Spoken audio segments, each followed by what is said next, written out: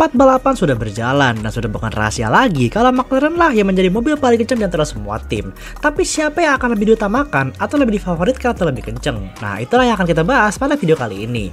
Balapan kemarin jelas banget milik Oscar Piastri yang mendominasi seluruh jalannya balapan. Namun kenapa bisa dua-duanya pembalap McLaren kemarin jauh banget jaraknya? Beda setup, beda gaya, atau beda orang atau beda pemikiran aja?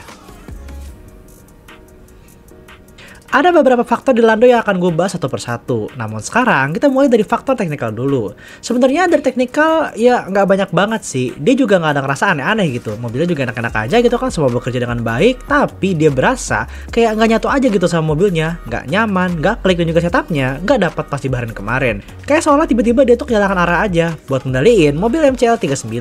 Jadi hasilnya kualifikasi dia pun jelek banget, yaitu ke-6.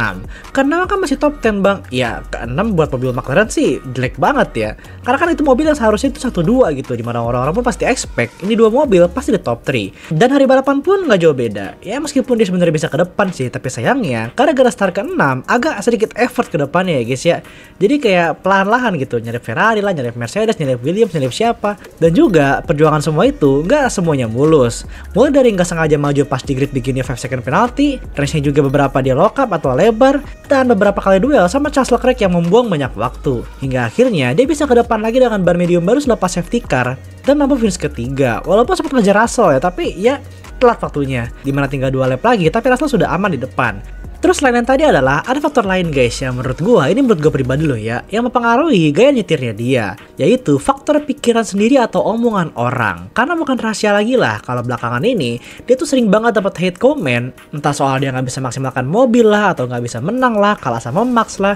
Dan gue liat di video TikTok ini, kebetulan tadi gue nemu di FYP, saat dia ditanya, If I could ask Senna one question, I would probably ask him if he cared what other people thought. kalau lo bisa ngobrol sama Senna, apa yang akan lo tanyain ke dia? Lando jawab, gue akan tanya ke Senna, apakah dia pernah peduli sama omongan orang lain atau komentar orang? Wah, ini nih, gue liatnya nih, dia tuh terlalu sedikit overthinking anjir. Karena gimana ya, tekanan besar di sosmed, juga fanbase-nya gede, apalagi fangirl sama fanboy-nya yang baru-baru, itu kan pasti kan naruh ekspektasi yang tinggi banget tuh kan. Nah, komentar negatif itulah yang bikin kepala dia pusing. Dan itu semua ngaruh loh ke performa, karena kan semua datang dari otak gitu. Kalau otak yang nggak jernih, ya nyetirnya juga nggak enak gitu loh.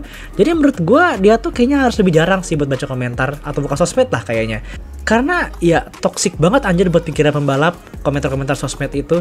Jadi Lando, lu keren kok, lu kenceng, lu bisa juara, namun please jangan dengerin orang lain yang bebanin pikiran lu lah, atau yang nge-hate komen ke lu semua, karena itu bisa bikin ngaruh ke semua driving style lu. Tapi bang, bisa nggak kalau itu semua gara-gara dia ke-pressure sama Piastri? Menurut gue enggak guys, karena sebagai teammate, ya lo tuh harus nge-pressure teammate lu satu sama lain gitu. Karena biar apa? Biar kenceng. Jadi menurut gue faktor Piastri ya biasa lah terjadi di Formula 1 atau balapan yang lain gitu kan.